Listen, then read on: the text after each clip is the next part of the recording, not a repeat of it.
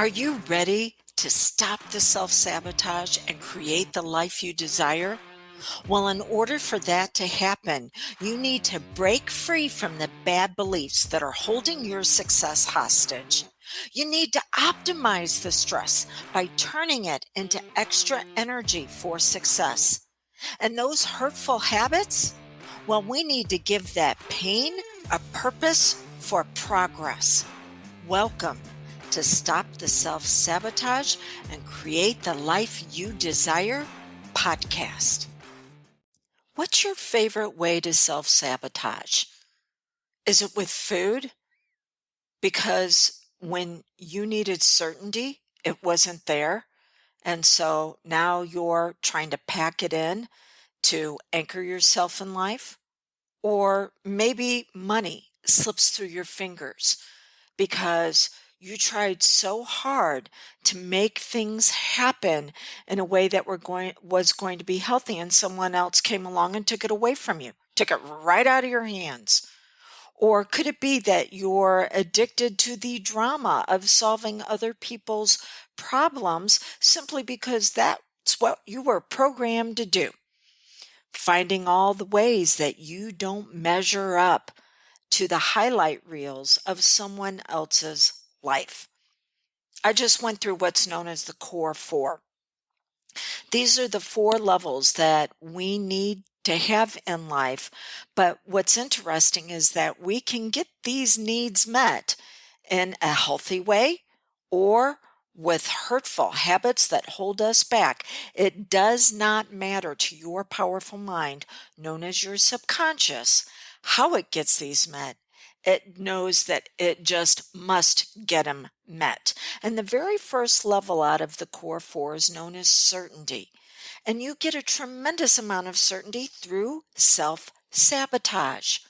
Now, certainty shows up one of two ways. First, we're taught as we're growing and developing that we must be dependent upon other people, places, and things to be okay. And that is true. We did have to have people in our life to take care of us.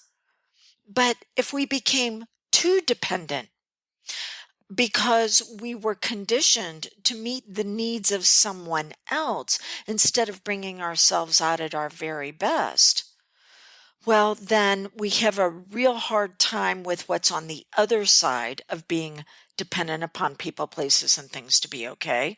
And that is, if it is to be, it is up to me.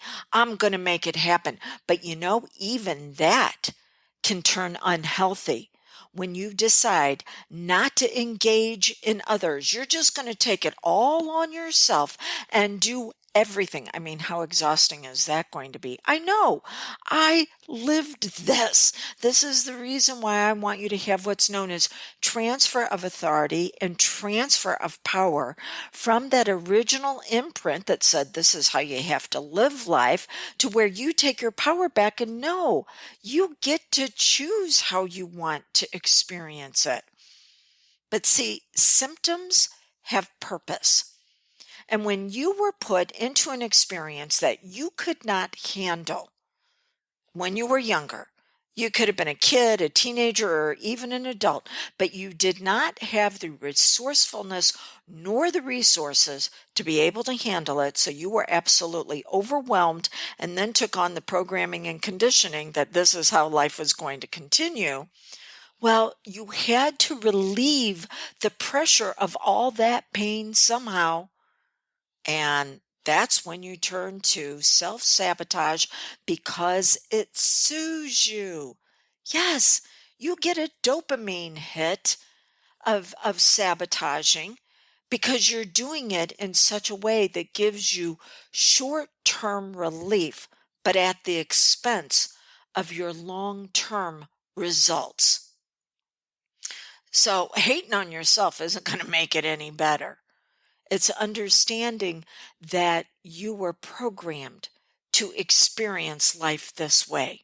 And it is this younger you that is still showing up, trying to cope with a world from the age she was when it was determined that when your mind said, yes, I believe that this is how life is.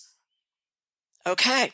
So 1-636-699-7791. Again, 1-636-699-7791. Let's see if I'm a good fit to assist you in upgrading this. But know in the meantime that every time you self sabotage, it's that younger you asking for help to relieve the pressure of the pain. You have to recondition yourself that you can go longer without the dopamine hit by finding ways that soothe you, that are in alignment and harmonious with where you're going, not your painful past.